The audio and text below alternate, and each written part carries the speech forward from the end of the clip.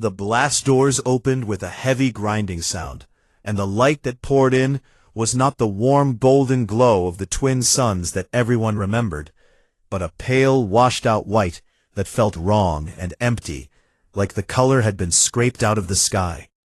Mara stepped out first, because that was what she had always done, and always would do. Go first, see the danger before anyone else, make sure the ground was solid before letting others walk on it. What she saw made her stop. The colony was gone. Not damaged, not partially destroyed, not in need of repair. Gone, erased, as if a hand the size of a continent had reached down and wiped the surface clean, like chalk from a board. The Selvari solar arrays that had gleamed like silver wings were scattered across the desert in pieces so small they looked like metallic confetti, and the Droon mineral extractors that had been anchored deep in bedrock had been ripped free and buried under 20 feet of compacted sand. And the Iolathi atmospheric processors were nowhere to be seen at all, just gone, carried away by the wind to some unknown grave in the endless dunes. The landing pads were buried, the storage buildings were flattened, the mess hall where someone had been brewing coffee 4 days ago was a twisted skeleton of metal beams stripped of every wall and roof panel. The landscape itself had changed. Dunes that had stood for centuries were gone, and new ones had formed in different places, and the exposed bedrock that had been flat and stable was now scored with deep grooves cut by the mineral shards that the storm had driven across the surface like a billion tiny blades. Mara stood on the ridge and looked at all of it and said nothing. Behind her the others began to emerge, blinking and squinting in the harsh light, and one by one they saw what she saw, and one by one they fell silent. A Selvari woman dropped to her knees and covered her face with her hands. Droon Foreman, whose name Mara did not know, stood perfectly still, with his mouth open and his eyes wide and empty. An Iolathi juvenile tugged on her parent's arm and asked in a small voice why everything looked different, and the parent had no answer. Gorek limped out on a makeshift crutch that a human medic had fashioned from a storage shelf bracket, and he stood beside Mara, and he looked at the ruins, and he breathed out slowly through his wide nostrils. "Everything," he said quietly, "everything is gone." "Not everything," Mara said. He looked at her. "Not a single life was lost," she said. 217 went in, 217 came out. He was quiet for a long time, and then he nodded once, slow and heavy, and that nod carried more weight than any words could have. The Cooperative Council reconvened that afternoon, and they held their meeting in the only structure still standing on the entire planet, the shelter. Whole. The place that every species had mocked and dismissed and called a monument to human fear. The irony was not lost on anyone, and nobody mentioned it because some things are too obvious and too painful to say out loud. Counselor Theiss stood at the head of the table, and she was different now. The elegance was still there, but the pride had been replaced by something else, something that looked like honesty, raw and unpolished and hard-won. "I will not waste time with speeches," she said, and her voice was steady, but her hands were not. 4 days ago, I was the loudest voice in this room, calling the human shelter unnecessary, and I was wrong, completely and dangerously wrong, and my wrongness nearly cost every life in this colony. She paused. "I am proposing a new mandate for the Galactic Cooperative effective immediately," she said. "On every colony world, on every outpost, on every settlement regardless of planetary classification or survey data, a human-designed emergency shelter will be constructed before any other infrastructure." She looked around the table. Not after the solar arrays, not after the extractors, not after the processors, before all of it, first, always, on every world. The vote was called, and it passed 7-0, and when the number was announced, Mara felt something tighten in her chest that she had to breathe through very carefully, because she was not the kind of person who cried in public, and she was not about to start now. After the meeting, the room emptied slowly, and Mara stayed behind to review the shelter systems one more time, because that was who she was, and she would not stop being who she was just because the danger had passed. Gorek found her there, running a diagnostic on the water recycler. He stood in the doorway for a moment, leaning on his crutch and watching her work, and then he spoke. "My people have a word," he said. "Vethkar. It is old, from before we had technology, from when the Droon were still digging tunnels with their bare hands to shelter their young from the cold seasons." He shifted his weight, and his injured leg made him wince, but he did not stop. "It means the one who digs the hole before the flood, the one who does the work that no one understands until the water rises, the one who is mocked for their caution and proven right by the disaster." He looked at her, and his deep-set eyes were serious and warm. "It is the highest word we have for someone who is not Droon," he said, "and I give it to you, Mara Kassan, Vethkar." Mara held his gaze and she nodded, and she said thank you in a voice that was quieter than she intended. In the days that followed, the rebuilding began, and it began in a way that no one would have predicted 6 months ago. Every species worked on the shelter first. The Selvari, who had never touched a foundation mold in their lives, were mixing composite materials and pouring walls under the direction of human engineers, and their long, elegant fingers turned out to be remarkably good at the precise work of sealing joints and calibrating pressure locks. The Iolathi brought their atmospheric expertise to the air filtration design and improved it by 30%, adding sensors and backup systems that even Mara had not thought of. And they did it with a quiet, determined focus that said more than any apology ever could. The Droon tunneled.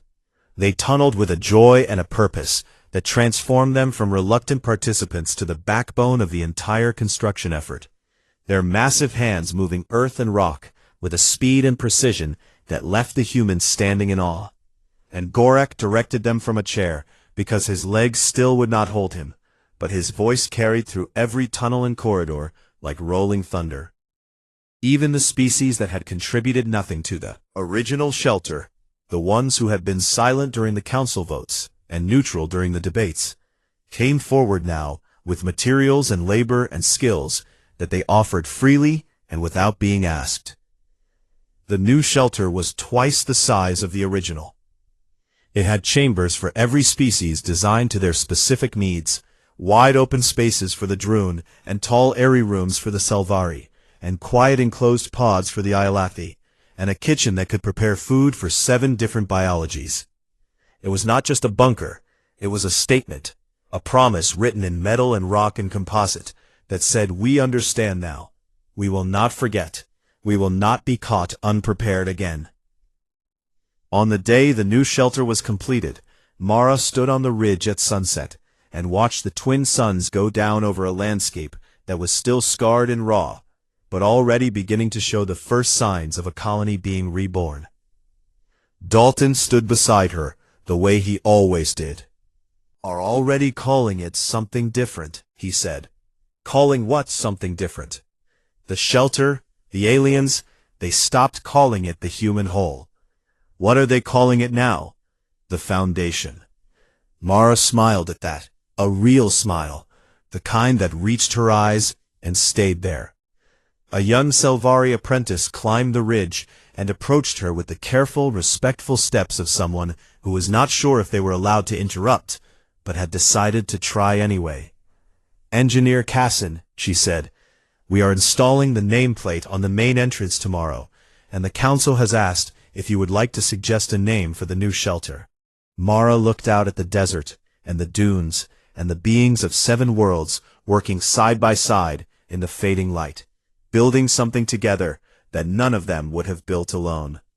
She thought about her grandmother's storm cellar in Oklahoma, and about the Dust Bowl, and about ice ages, volcanoes, and every terrible, beautiful lesson that Earth had beaten into humanity's bones over 200,000 years of survival. She thought about the human whole, and the laughter, and the mockery, and the 6-to-1 votes, and she thought about Gorek dragging himself through a maintenance crawl space on a broken leg, and Fissy standing up to lead her people when her pride told her to sit down, and every single being who had walked through those blast doors, trusting a shelter they had been told was useless. And she thought about what a shelter really is, not walls and doors and filters, but the decision to protect each other, the choice to build something you hope you never need, because hope is not a plan, and fear is not a weakness, and preparation is the deepest form of love. "Home," she said. The apprentice tilted her head. "Just home," Mara said, and down below on the scarred surface of a planet that had tried its best to kill them all, 7 species kept building, together, in the last light of the twin suns, with the stars coming out one by one above them, like a sky full of promises that the universe keeps, whether it means to or not. The desert was quiet. The shelter was ready. And the humans, as always, had built it first. The storm did not stop. What every sensor model and atmospheric projection had suggested would be a violent but brief event, stretched into its 2nd hour, and then its 4th, and then its 8th. And by the time the first day ended, with no sign of the roaring outside getting any quieter, the mood inside the shelter had shifted from relief to something much heavier and harder to name. 217 beings were packed into a space designed for 120, and the air was warm and thick, with the breath and the heat and the smell of 7 different species pressed together in corridors and chambers that suddenly felt very small. Mara had not slept since the morning the storm hit, and she was running on coffee and willpower, and the knowledge that if she stopped moving even for a moment, the fear would catch up to her. And she could not afford that right now, because everyone was looking at her. Not at Counselor Fissy, not at Dr. Yeneth, not at Gorek, or any of the leaders and scientists and officials who had spent 6 months running this colony with calm authority and confident smiles. They were looking at the human woman who had built the hole in the ground. And so Mara became something she had never trained for and never wanted to be. She became the leader of everyone. In the first 12 hours, she organized the shelter into zones, assigning each species a section based on their size and needs and temperament. And she appointed team leads from every group to manage their own people and report back to her with problems before those problems became crises. The Droon were the first crisis. Their homeworld was a vast open landscape of rolling plains and wide skies. And they had evolved under conditions of endless space and freedom. Being underground in a sealed metal box was doing something terrible to their minds. By the end of the first day, 3 Droon were hyperventilating, had begun pounding on the walls with their massive fists, not out of anger, but out of a desperate primal need to be anywhere else. Mara went to them, and she did not try to calm them down with words, because she understood that words meant nothing to a brain that was drowning in its own terror. So instead, she opened the largest chamber in the shelter, and cleared it out, and hung sheets from the ceiling, to create the illusion of openness, and she set the lighting to a warm golden tone that mimicked the color of the Droon homeworld sky. It was not much, but it was enough, and the Droon breathing slowed, and the pounding stopped. And Gorek, sitting against the wall with his leg wrapped in bandages, and his face tight with pain, looked at Mara with something that she had not seen in his eyes before. It was respect. The Selvari were a different kind of problem. They were not panicking, they were ashamed. And shame in the Selvari was a quiet poison that ate at them from their inside out. They had spent 6 months laughing at this shelter and dismissing the woman who built it. And now they were alive because of both, and the weight of that knowledge sat on their elegant shoulders like stones. Counselor Theiss withdrew into a corner and stopped speaking entirely, and when Mara came to check on her, she found the Selvari leader sitting perfectly still with her silver eyes closed and her hands folded in her lap, like a statue of someone who had decided to disappear. "Counselor, I need you," Mara said, and she meant it. Thais opened her eyes, and they were wet. "You need me for what?" she said. "I am the one who told everyone this place was unnecessary. And now you are the one who can tell your people that it is going to be okay," Mara said. "They are not listening to me because I am human. They will listen to you because you are Selvari. So please get up and be their leader right now, because I cannot do this alone." Looked at her for a long moment, and then she stood, and she straightened her robes, and she walked to where her people were gathered, and she began to speak to them in soft, steady tones that Mara could not understand, but could feel. And the tension in the Selvari section eased like a knot slowly coming undone. On the second day, the storm was still screaming outside, and the lights flickered twice, and the water recycler made a sound that Mara did not like, and she crawled into the maintenance shaft to fix it herself, because the only person she trusted completely with this shelter was herself. She found the problem: a filter clogged with fine mineral dust that had somehow gotten into the system, and she cleaned it and replaced it and crawled back out, covered in grime and sweat. Dalton was waiting with a water pouch and a look on his face that said he was worried about her. "When was the last time you slept?" he asked. "When was the last time the storm stopped?" Answered, and that was the end of that conversation. On the second night, the real crisis came. The outer ventilation shaft, the one that drew in air from above the surface and fed it through the filtration system before distributing it to the shelter, began to clog with mineral debris. The same electrically charged shards of rock and sand that were scouring the surface clean. The airflow dropped by 10% in the first hour, and 20% in the second, and Mara ran the numbers in her head, and the numbers said that at this rate they would have breathable air for 12 more hours, and after that the carbon dioxide would build up, and people would start getting headaches, and then dizzy, and then sleepy, and then they would not wake up. She stood in the main corridor and looked at the faces around her, and she made a decision. "I need volunteers to go into the upper maintenance crawl space and manually clear the ventilation shaft," she said. "It is going to be dangerous, tight and hot, and the shaft connects to the surface, so there will be noise and vibration from the storm, and it is not going to be pleasant."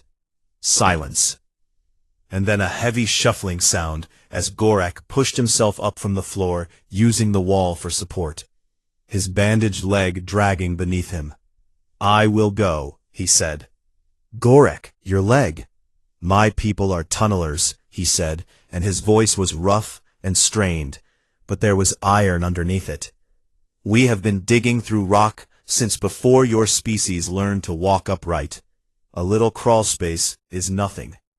Mara looked at him, and he looked back, and something passed between them that did not need words. She assembled a team of 3 humans and Gorak, and they entered the crawl space together, and it was exactly as terrible as she had promised. A narrow metal tube that shook with the force of the storm above, and rang with the sound of mineral shards hitting the surface, like a million tiny hammers. Gorak moved through the tight space with a skill that amazed the humans, his thick fingers finding the blockage by touch in the dark, pulling clumps of compacted mineral debris free, and passing them back down the line while the tube shook around them, and the roar of the storm filled their ears. It took 2 hours, and when they emerged, Gorak was bleeding from a dozen small cuts on his hands and arms, and the humans who had gone with him were shaking with exhaustion, but the airflow was restored, and the shelter breathed again. That night, Counselor Thys found Mara sitting alone in the monitoring room, staring at the atmospheric data streaming across the screen. "May I ask you something?" Thys said. Mara nodded. "Why do your people build like this, always expecting the worst, always preparing for disaster? Is it not exhausting to live that way?" Mara was quiet for a long time. "We did not survive because we were the strongest. There were animals on our world that were bigger and faster, and had better claws and better teeth, and thicker skin. She paused. We did not survive because we were the smartest either, not at first. At first, we were just small and soft, and frightened little things hiding in caves, while the world outside tried to eat us. She looked at Dissy. We survived because we were afraid, and instead of letting the fear freeze us, we let it teach us. It taught us to build walls and store food, and watch the sky, and dig shelters, and plan for the thing that had not happened yet, but might happen tomorrow.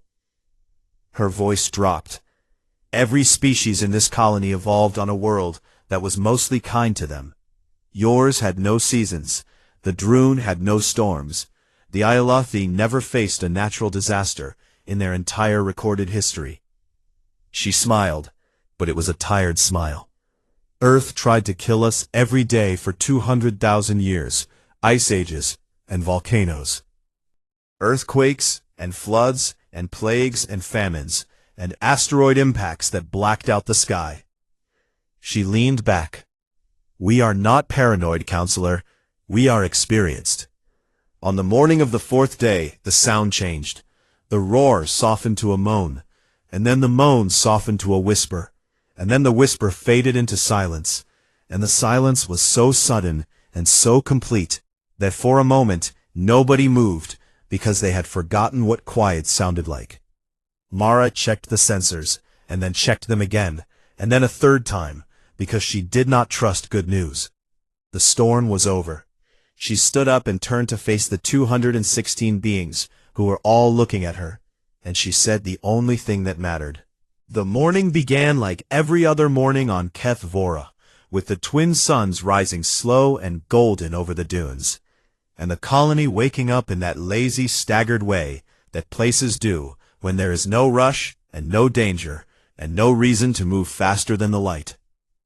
The Selvari were already tending to their solar arrays, polishing the silver panels with long, graceful strokes of their thin arms, while humming a melody that sounded like water running over glass. The Droon were eating their first meal of the day in the communing hall, loud and heavy and content, their deep voices rumbling through the walls like friendly thunder. A group of Iolothi juveniles were playing a counting game in the central plaza, while their parents watched from the shade of an atmospheric processor. And somewhere, a human was brewing coffee in the mess hall, and the smell drifted out through the open door and mixed with the dry desert air. It was a good morning, and nothing about it suggested that it would be the last good morning this colony would ever have. Mara was already in the monitoring station when the first reading hit. The pressure differential did not creep this time. It jumped. A sudden violent spike that made the display flash red and sent a sharp alarm tone cutting through the quiet room like a knife through paper. She leaned forward, and her fingers moved fast across the controls, pulling up every sensor feed she had, and what she saw made her blood go cold. The electrostatic charge in the upper atmosphere had tripled overnight, and the mineral particulate count was no longer climbing in fractions. It was doubling every 10 minutes. And the harmonic vibration from the desert was back, not pulsing this time, but constant and growing louder and deeper, like something enormous was waking up beneath the sand. "Dalton," she said into her communicator, and her voice was calm, but there was an edge to it that he had never heard before. Alarm. Right now. Not the cooperative channel. Our channel. The emergency broadcast. Mara, what is? Do it now. Within 30 seconds, a sound that no one in the colony had ever heard before began blaring from every human-installed speaker in the outpost, a rising and falling wail that the humans recognized instantly as the universal signal for seek shelter immediately, but that the other species had never been trained on, because no one had ever thought they would need it. Confusion spread like fire through dry grass. The Selvari stopped their polishing and looked at each other with wide silver eyes, and the Droon pushed back from their tables, and the Iolothi parents gathered their juveniles close, and everyone started asking the same question in 7 different languages. What is that sound, and what does it mean? Mara was already running. She sprinted from the monitoring station to the central plaza, and she climbed onto a cargo container, and she shouted with every bit of air in her lungs. Listen to me, all of you. There is a storm coming, and it is coming fast. And you need to follow my team to the eastern ridge right now. Do not stop to collect anything. Do not go back to your quarters. Move now. Gorek pushed through the crowd, his massive frame towering over the humans around him. A storm? He said, and there was disbelief in his deep voice. There are no storms on Kethvora. What are you talking about? Mara pointed west. Everyone turned to look, and for a moment there was nothing to see, just the familiar line of dunes and the pale orange sky stretching out to the horizon the way it always did. And then the horizon disappeared. It did not fade or blur or darken gradually the way a storm approaches on most worlds. It was simply there 1 second and gone the next, swallowed by a wall of black that rose from the ground to the sky like a curtain being drawn across the face of the. It was not brown dust or red sand or gray cloud. It was black, pure absolute black, a churning mass of mineral shards and electrically charged particulate matter compressed so dense that no light could pass through it, and it was moving toward them at a speed that the brain struggled to process, because things that big were not supposed to move that fast. For 3 full seconds, nobody moved, and nobody spoke. The only sound was the wind dying, just stopping completely, like the planet itself had held its breath. Then Mara screamed the word that needed no translation in any language. Run. The next 20 minutes were chaos and terror and desperate scrambling action that Mara would later remember only in fragments, like a dream breaking apart on waking. Her team had trained for this, and they moved with the kind of mechanical efficiency that comes from drilling a thing so many times that your body does it, without asking your brain for it. Permission. They formed corridors of people, human marines and engineers standing at intervals along the path, from the central plaza to the eastern ridge, shouting directions and grabbing arms and physically pushing beings of 7 species toward the shelter entrance. The Selvari ran in long, elegant strides, their silver robes streaming behind them, and most of them made it to the shelter quickly because they were fast and light on their feet. The Iolathi moved in tight clusters, the adults carrying the juveniles, and Mara saw the fear in their wide, round eyes as they passed her, and she put her hand on each of their shoulders and said the same word over and over. Go, go, go! The Droon were the hardest, because they were slow and heavy, and many of them still did not believe what was happening, even as the black wall ate the sky behind them. Gorek had turned back to try to save one of his mineral extractors, and a falling support beam from a collapsing storage building caught him across the leg, and he went down hard, with a sound like a tree breaking. 2 human marines, a woman named Torres and a man named Pak, ran to him without hesitation and grabbed him under his massive arms and dragged him across the sand while he roared in pain, and the wind began to pick up around them, carrying the first stinging particles of what was coming. Counselor Theiss reached the shelter entrance and then stopped. She stood at the blast doors and looked at them, those thick, heavy doors that she had once called a curious redundancy. And something in her face broke, not with fear, but with the sudden, terrible weight of understanding that she had been wrong, and that her wrongness could have killed everyone. Mara appeared beside her, breathing hard and covered in dust. Inside, now, she said. Theiss looked at her, and for a moment the pride of 1,000 years of Selvari diplomatic tradition held her feet to the ground. Things about this place, Theiss whispered. I called it. You can apologize inside, Mara said, and she took the counselor by the arm and pulled her through the doors. The last group to enter was Mara's own, her and Dalton and Torres and Pak, and 3 other humans who had stayed outside until every single alien was accounted for and through the doors. Mara stood at the entrance and looked out at the world one last time. The black wall was close now, so close that she could see the individual shards of minerals spinning inside it, glinting with electrical discharge, and the sound it made was not wind, it was a roar, deep and grinding and endless, like the planet itself was screaming. She hit the door control, and the blast door slammed shut with a deep metallic boom that shook the floor beneath her feet. And then the storm hit.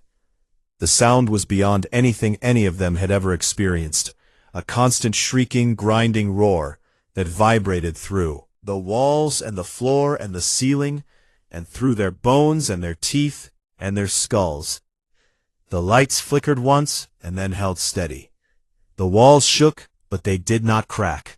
The air filters hummed louder as they worked to scrub the fine particles that found their way through the smallest gaps in the sealed doors.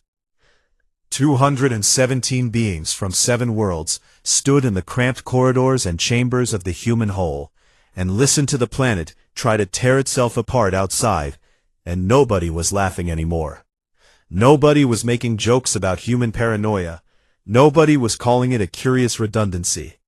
The Iolathi juveniles were crying, and their parents held them close, and the Droon were pressing themselves against the walls, with their eyes shut tight, and the Selvari stood in perfect stillness, with their hands clasped together. And somewhere in the middle of all of it, Mara Cassin leaned against a wall and closed her eyes. Slow breath, because the shelter was holding, and the people were alive, and that was all that mattered. That was all that had ever mattered. The storm roared on and on and on, and the world above them was being erased, but down here in the dark and the noise and the fear, the lights held, and the air held, and the walls held, the human whole held. 6 months passed, and the colony grew, and life on Keth Vora settled into the kind of comfortable routine that made people forget they were living on an alien world. Trade routes were forming between the outpost and 3 nearby systems, and supply ships came and went with a regularity that made the landing pads feel like bus stops. And the different species had begun to find their rhythm with each other, in the way that strangers slowly become neighbors. The Selvari hosted evening gatherings under their solar arrays, where they played soft music on instruments that looked like liquid glass. And the Droon had opened a community hall where anyone could come and share a meal made from imported ingredients that smelled terrible, but tasted surprisingly good. Even the Iolathi, who were usually so reserved and formal, had started joining the humans for their weekly game nights, where they discovered an unexpected talent for a card game called poker that nobody had anticipated. The shelter on the eastern ridge sat untouched and forgotten, like an old joke that had stopped being funny long enough ago that people no longer bothered to tell it. But Mara had not forgotten. Every morning before the twin suns cleared the horizon, she would sit alone in the colony's small monitoring station and pull up the atmospheric data feeds and study them with a kind of quiet intensity that Dalton had learned not to interrupt. She was not looking for anything specific, because that was the whole point. On Earth, they had a saying that the thing that kills you is the thing you did not see coming, and Mara had built her entire career around the practice of looking at everything and hoping to find nothing. For 5 months she found exactly that.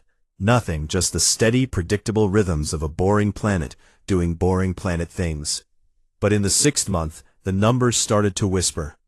It was small at first, so small that any reasonable person would have dismissed it as sensor noise or calibration drift. A tiny pressure differential in the upper atmosphere that appeared and disappeared like a heartbeat that skipped once every few days. Then the electrostatic readings began to creep upward, not in a spike that would trigger an alarm, but in a slow, patient climb that was almost invisible unless you were watching for it, which Mara was. And then the dust. The mineral particulate count in the lower atmosphere had been increasing by a fraction of a % each week for the past 2 months, and on its own that number meant nothing. But Mara had learned long ago that numbers on their own never mean anything, and that meaning only comes when you lay them side by side and look at the shape they make together. The shape they were making now looked like a warning.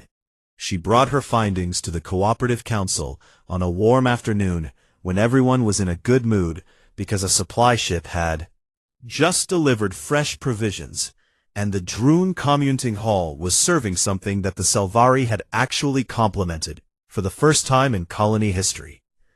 "I have been monitoring atmospheric anomalies over the past 8 weeks, Mara began, standing at her usual spot at the end of the table with a data display projected behind her. "And I believe we may be seeing the early formation of a significant weather event." Dr. Yeneth, the Eolathi atmospheric scientist, leaned forward and adjusted the optical sensors on the bridge of her narrow face. "Define significant," she said. "I cannot define it precisely because we have never seen it before," Mara said. "But the pressure differentials, the electrostatic buildup, and the increasing mineral particulate density are forming a pattern that is consistent with pre-storm conditions on multiple terrestrial worlds in our records." Dr. Yeneth made a sound that was the Eolathi equivalent of a polite. "Engineer Kassan, with respect, Kethvora is not a terrestrial world in your records, and our atmospheric models are built on 4 centuries of continuous observation data," she said. "Minor fluctuations are accounted for in the baseline, and they do not indicate a weather event of any concern." Gorik leaned back in his massive chair and crossed his arms over his chest. "Here we go again," he muttered, loud enough for everyone to hear. Mara did not flinch. "On Earth in the 1930s we had atmospheric models too," she said, "and they told us that the Great Plains were stable farmland that would produce food forever. And then the sky turned black, and the soil blew away, and millions of people lost everything, because the models did not account for what they had never seen before." She looked around the table at 7 species worth of faces staring back at her, with expressions that ranged from polite patience to open annoyance. "On Mars, our early rover, missions were nearly destroyed by dust storms that our models said were impossible at that latitude and altitude," she continued. "And on Titan, our first outpost was buried under a methane snowfall that the surveys had given a probability of 0. "Those are human worlds and human mistakes," Counselor Thies said gently. "The Cooperative has a somewhat longer history of planetary science." The council voted, and once again it was 6-1, and once again Mara was alone. She walked out of the meeting hall and stood in the hot wind for a long time, and Dalton found her there, staring at the horizon with that look on her face that he had come to recognize as the one she wore when she was not angry but deeply and quietly afraid. "They said no," he said, not as a question. "They said no," she confirmed. "So what do we do?" Mara turned and looked at him, and there was something in her eyes that sent a cold feeling down his spine, despite the desert heat. "We get the shelter ready," she said, quietly and quickly, and without asking permission.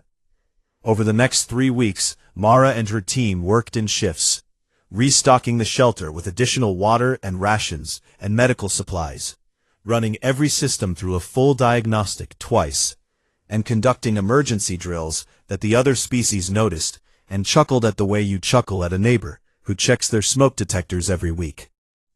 She installed a secondary communication array inside the shelter that could operate independently of the colony's main network, and she upgraded the air filtration system with extra mineral particulate filters that she had fabricated from spare parts.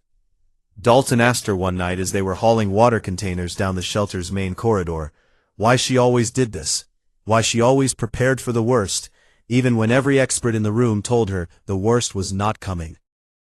Mara set down her container and wiped sweat from her forehead and looked at him with tired eyes. "Because every species in this colony evolved on a world that was kind to them," she said. "The Selvari homeworld has no seasons. The Droon homeworld has no weather. The Eolathi have never experienced a natural disaster in their recorded history." She picked up the container again and kept walking. "Earth tried to kill us every single day for 200,000 years, she said, and the ones who survived were the ones who were afraid enough to prepare, and stubborn enough to keep going. And I am not about to let that instinct die on a planet that everyone tells me is safe, because safe is just a word that means we haven't been hurt yet. That night, Mara sat alone in the monitoring station one last time and watched the numbers on her screen, and they were still climbing, still whispering, still forming that shape that looked like a warning that nobody wanted to hear. And then, at exactly 3 in the morning, the station picked up something new. A harmonic vibration, deep and low and resonant, coming from somewhere far out in the open desert. A sound that was not wind and not seismic activity, and not anything in any model that any species had ever built. It pulsed once, and then again, and then it was gone. Mara stared at the screen, and the screen stared back at her, and the desert outside was quiet and still, and the twin moons hung in the sky like 2 pale eyes, watching something that had not yet arrived, but was already on its way. The planet was called Kethvora, and it was nothing special to look at, just endless red dunes and flat exposed rock, stretching in every direction under a pale orange sky that never seemed to change its mood. 7 species had come here together under the banner of the Galactic Cooperative to build something new, a shared colony on a world that the surveys had rated as safe and boring and perfectly predictable in every way that mattered. The Selvari arrived first, with their elegant silver solar arrays that unfolded like the wings of giant insects, catching the light of the twin suns and humming with quiet energy that powered half the outpost before anyone else had even unpacked their cargo containers. The Droon came next, heavy-bodied and thick-skinned, dragging their mineral extractors across the sand, and drilling deep into the bedrock with a kind of stubborn patience that impressed even the most seasoned engineers in the group. The Iolithes set up atmospheric processors that scrubbed the thin air and made it richer and easier to breathe, and their scientists walked around with instruments strapped to their long fingers, measuring everything from wind speed to soil temperature with an obsessive attention to detail. And then there were the humans. Engineer Mara Kassan stood at the edge of the ridge on the colony's eastern side with her arms crossed and her eyes scanning the terrain below like she was looking for something that nobody else could see. She was not tall, and she was not loud, and she did not carry herself with the kind of authority that made people stop talking when she entered a room, but there was something about the way she looked at the world that made you feel like she was always solving a problem you had not noticed yet. "We are building the shelter here," she said to her team, pointing down at a flat stretch of ground tucked behind the ridge. Her second-in-command, a young man named Dalton Reeves, looked at the spot, and then looked back at her, with his eyebrows raised. "Underground?" he asked. "Underground," she confirmed, and that was the end of the discussion. Over the next several weeks, the human contingent did something that confused, and then amused, and then outright annoyed every other species in the colony. They dug. They dug deep into the rock and sand, and they lined the walls with reinforced composites, and they installed blast doors that could seal shut in under 4 seconds, and they built air filtration systems with triple redundancy, and water recycling units, and independent power generators, and emergency ration storage, enough to feed 200 beings for a month. The shelter was massive, and it was buried, and it was built to survive things that had no business happening on a Class 2 safe environment world. Counselor Fissi, of the Selvari, was the first to raise the issue at the weekly cooperative council meeting, and she did it with the answer. The kind of careful politeness that her species was famous for. "We have reviewed the human construction project on the Eastern Ridge," she said, her silver eyes blinking slowly. "And while we appreciate the dedication and craftsmanship involved, we must confess that we are struggling to understand its purpose." She paused and folded her long, thin hands together. The planetary survey, conducted over 400 years of observation cycles, found no seismic instability, no significant weather deviation, no predatory fauna, and no atmospheric threat of any kind on Kethvora, she continued. So we are curious as to what exactly the shelter is meant to protect against. Mara stood up from her seat at the far end of the table, and every pair of eyes and sensors and optical stalks in the room turned to look at her. Everything, she said. There was a silence that lasted just a little too long. Gorek, the Droon foreman, broke it with a sound that was somewhere between a laugh and a cough, a wet rumble that came from deep in his barrel chest. Everything, he repeated, shaking his heavy head. The humans want to hide from everything on a planet where nothing happens. A few others chuckled, and even some of the human representatives on the council shifted in their seats with embarrassment. Mara did not sit down. You build for the day nothing goes wrong, she said, her voice calm and steady and completely unshaken by the laughter. We build for the day everything does. Feast tilted her head in that way the Selvari did when they were trying to be kind about something they found foolish. Engineer Cassin, your dedication to safety is admirable, but perhaps those resources and labor hours would be better allocated to expanding the water purification grid, or reinforcing the western landing pads. The shelter stays, Mara said. The council voted and the result was 6-1, with only humanity supporting the project. But since each species had autonomy over their own labor allocation, the vote was symbolic, and the humans kept digging. Within days, the shelter had a nickname that spread across every species in the colony like a virus. They called it the human hole. The Selvari whispered it with amused pity, the Droon bellowed it with open mockery, and even the quiet and reserved Iolothi used it in their private communications when they thought no one was paying attention. It became a joke and then a metaphor, a shorthand for human paranoia, for the strange and irrational fear that seemed to live inside every member of that peculiar species from the little blue world on the edge of the spiral arm. Why do the humans lock their doors on a planet with no thieves? Someone would ask, and the answer would always be the same, because they are humans, and humans are afraid of everything. Mara heard the jokes, and she said nothing. Shelter ran a full systems check, sealed the outer blast doors with a quiet nod, and walked back to her quarters as the twin suns set behind the dunes. Dalton caught up with her on the path and walked beside her in silence for a while before he finally spoke. "Does it bother you?" he asked. "Does what bother me?" "The laughing, the name-calling, all of it." Mara looked out at the horizon, where the sky was turning from orange to deep violet, and the first stars were beginning to show through the thin atmosphere. "My grandmother built a storm cellar behind her house in Oklahoma," she said, "and her neighbors laughed at her for 20 years, until a tornado took every house on the street except hers." She paused and let the desert wind brush against her face. "I would rather be laughed at for 100 years than be right for one day and have no place to hide." Dalton nodded slowly, and they walked the rest of the way in silence. Behind them, buried under the ridge and invisible from the surface, the human hole sat dark and quiet and waiting, its blast doors sealed, its air filters humming softly, its ration stores full, its walls thick and strong and ready for a day that everyone else believed would never come.